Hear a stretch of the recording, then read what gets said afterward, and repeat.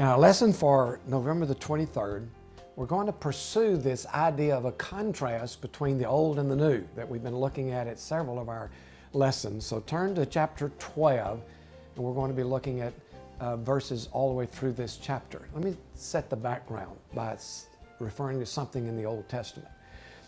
When Ezra returned home from Babylonian captivity with the Hebrew exiles, and they came back to their homeland, the very first thing they did was to build an altar and begin to lay the foundation for a new temple, because the temple was the center of their worship of the covenant God. They collected an offering, they built the foundation, and ultimately this temple was restored in Jerusalem.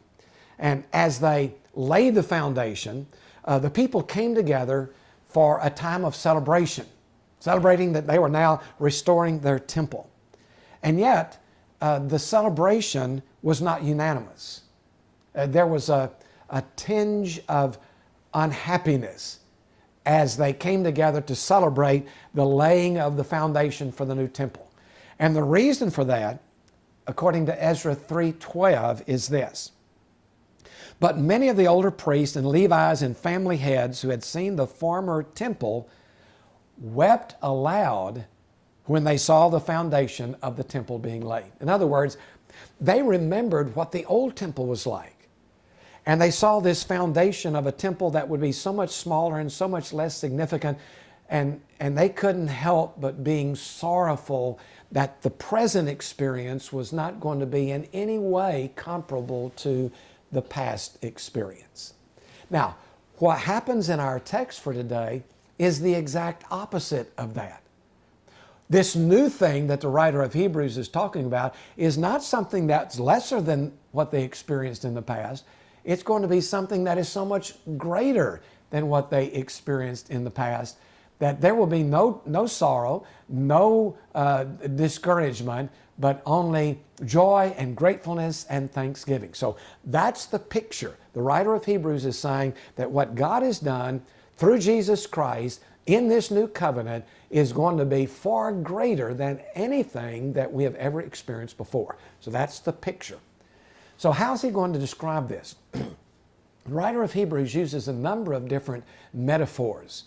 He used the tabernacle, remember, he talked about that. He used God's rest. Remember, we had a whole lesson on that.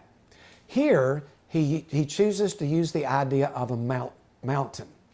And he identifies the Old Covenant with Mount Sinai, which was the mountain upon which the law was given, by which the Old Covenant was governed.